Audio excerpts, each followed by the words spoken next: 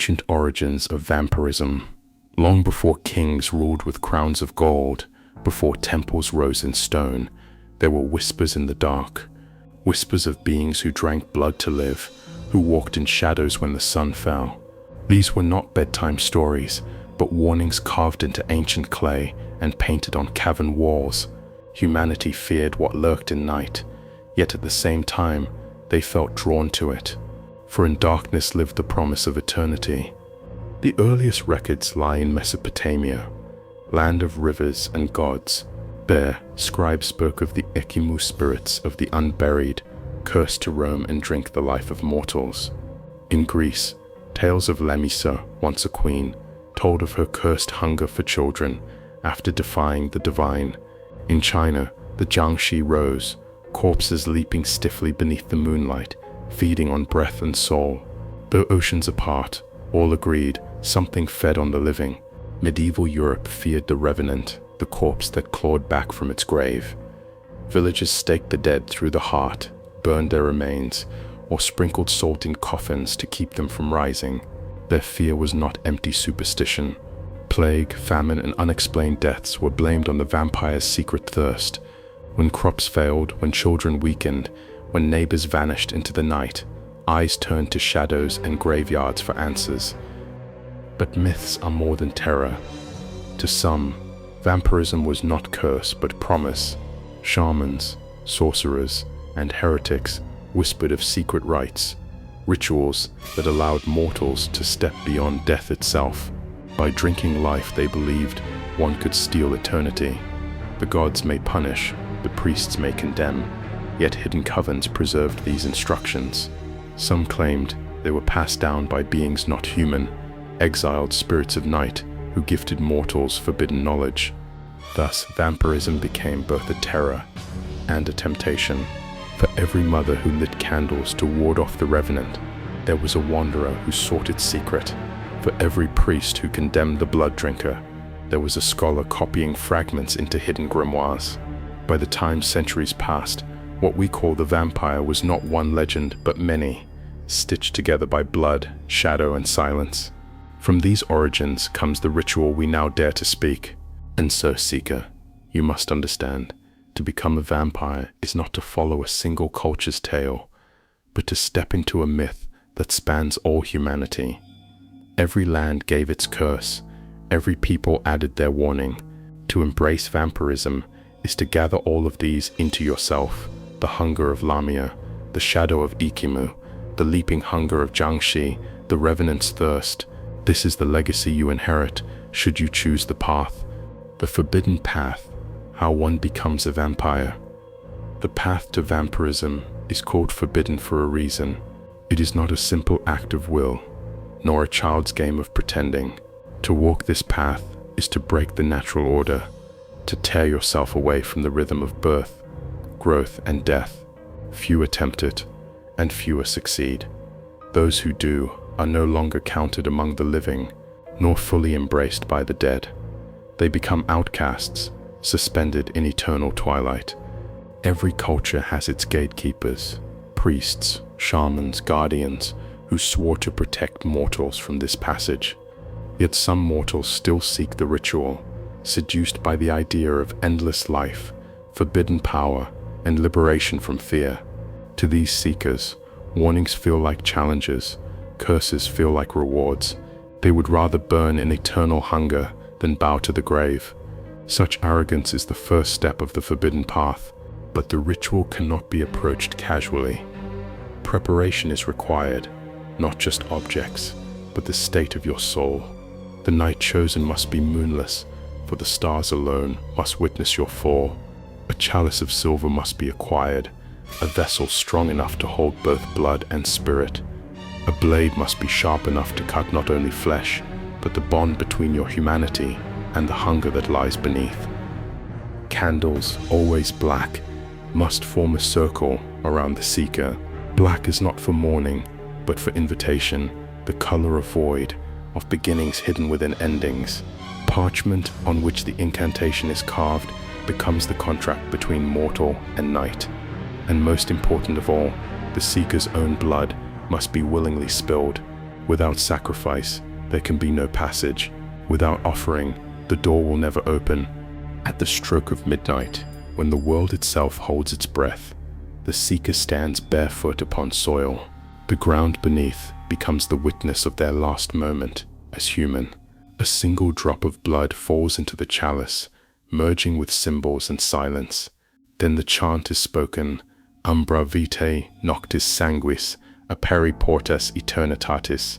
This phrase, older than language, commands the veil between life and undeath to part. But beware, this path is not for cowards. Any hesitation, any flicker of doubt, and the ritual collapses. Those who falter do not return to their beds as mortals. Instead, they are left broken, souls half torn, bodies cursed with sickness, minds haunted by shadows they cannot understand. Better to never begin than to attempt and fail. For on the forbidden path, failure is a fate worse than death. The ritual. The ritual begins when silence itself feels alive. The seeker, wrapped in shadow, must step into the circle of black candles. Their flames are fragile, bending, as if the air resists them. This is no ordinary circle. It is a doorway carved from light and void. Crossing into it means sealing your fate. Once inside, you are no longer a guest of the night. You are a supplicant, begging it to consume you. Before you lies the silver chalice, gleaming faintly in candlelight. The blade rests beside it, sharp and waiting. Around you, symbols are drawn, sigils of hunger, eternity, and shadow. Each line must be carved carefully, for even the smallest error can invite spirits you cannot control. The circle is your only protection. Outside it, the night listens, ready to claim you should you stumble. The first act is bloodletting. With the blade, draw it across your palm or wrist. Do not scream, for sound feeds fear. Let the blood drip into the chalice. This is the offering, your life distilled into crimson drops. The candles may flicker violently as your essence awakens forces unseen. Each drop is a key, unlocking the gate between what you were and what you seek to become. Now comes the chant. Speak slowly, clearly, with no hesitation. Umbra vitae noctis sanguis, aperi portas eternitatis. Repeated thrice. Each repetition deepens the pull of the void. At first you will feel only silence, then a weight in the air, pressing against your chest. The temperature will drop, your breath will cloud before you. This is the moment the veil thins, when the living and the dead share the same space. You may hear whispers, faint, layered voices overlapping in strange tongues. They are not of this world, do not answer them. Their purpose is to test your resolve. Ignore their promises, their threats, their cries. Instead, fix your gaze upon the chalice. When the final syllable leaves your lips, lift it to your mouth. Drink. The taste is iron and smoke, a fire spreading through your veins. Your transformation begins the moment you swallow. The body resists. Your pulse may thunder. Your chest may seize. Your vision may twist. Some collapse, clutching themselves as though on fire. Others laugh hysterically, driven mad by what they feel. But you must endure, for this pain is the breaking of chains, the tearing of the mortal husk. In that agony, your humanity is unstitched, strand by strand, and when the last thread snaps, you are no longer who you were. The transformation, body and soul. The moment the blood passes your lips, you feel it, your heartbeat falters. At first it slows, then it grows irregular, like a drum losing rhythm.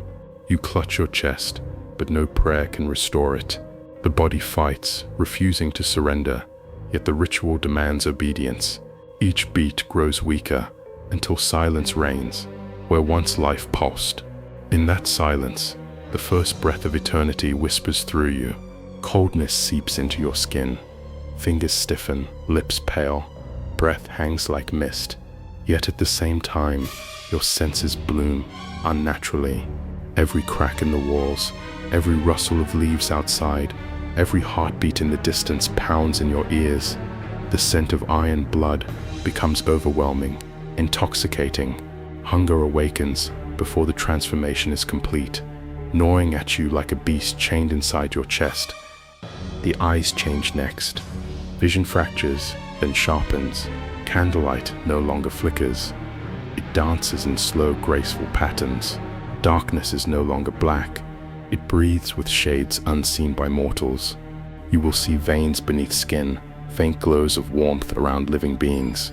But with this gift comes torment. Mortal beauty fades. Faces blur while their lifeblood calls louder than their words. You no longer see people, you see vessels. Inside, your soul is torn. Imagine threads binding you to family, memory, warmth, all pulled tight, then cut one by one. Love fades first, then grief, then joy. What replaces them is hunger, icy and absolute. It is not evil, it is necessity. Yet to you, it feels like a theft. You scream, but the sound is hollow, for your soul is no longer fully yours. Part of it belongs to the night. Then comes the physical agony. Your teeth ache, gums tearing as fangs push through. Joints snap and realign. Bones strengthen to bear unnatural force. Muscles burn, then cool, their fibers reforged. Some say wings of shadow brush against your shoulders in this moment, a phantom reminder of what you are becoming. You collapse to the earth, trembling, both broken and remade. As the transformation peaks, the body lies still. To an onlooker, you would seem dead, chest unmoving, skin pale as marble, lips faintly red. Minutes may pass, or hours, before the eyes finally open, and when they do, they gleam with something unholy, a light of hunger and eternity. The mortal has vanished. In its place stands a creature of the night, bound to shadow yet alive with forbidden power. Know this, the change is permanent.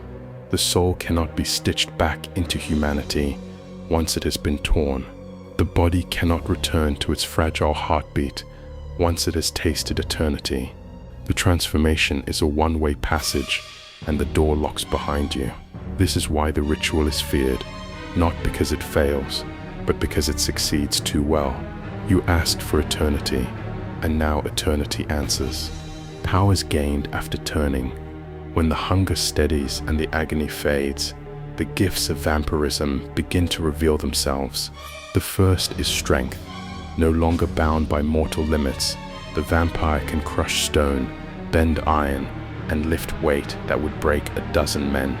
This strength is not only in the arms but in every muscle. Legs that leap walls, fingers that splinter wood, a body forged for the hunt. The second gift is speed. To mortals it appears as vanishing into thin air, but to the vampire it is simply moving with the flow of shadow. One step carries you across rooms. One heartbeat allows you to outrun the swiftest horse.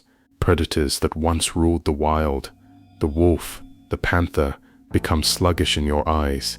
You are faster than all, your body a blur when hunger drives you. Then comes the sharpening of senses. You will hear the scratch of a rat behind stone walls, smell blood on the wind from a mile away, see a candle's flame quiver before it flickers out. Darkness no longer blinds you, it becomes your ally. Even in utter blackness, you see more clearly than mortals see at noon. Every sense becomes a blade, carving the world into clarity mortals cannot endure. Another gift is endurance. Where mortals bleed and weaken, you heal. Wounds close as if stitched by unseen hands. A blade through the flesh may slow you, but it cannot end you. Fire, sunlight, and holy symbols are your only true dangers. Everything else, disease, poison, decay, slides off you like water on stone. Eternity demands resilience, and so your flesh is remade to endure. But beyond the body lies the power of influence. The eyes of a vampire can bend weaker wills, commanding obedience with a single gaze. Your voice can soften into music or harden into chains.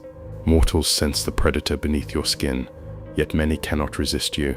Some call it glamour, others enchantment, but it is instinct woven into your new existence. You are both nightmare and desire.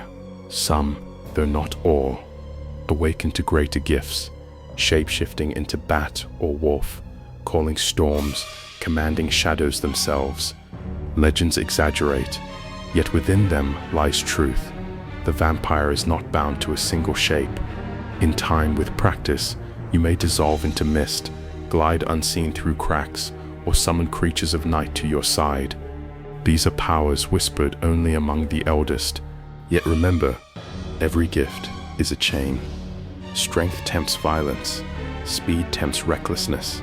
Hunger twists the beauty of senses into torment, for you smell blood always, everywhere. Influence may enslave, but it also isolates. How can you trust love when you can command it? The gifts are great, but each carries a curse hidden within. You gain much, but you lose more than you imagine.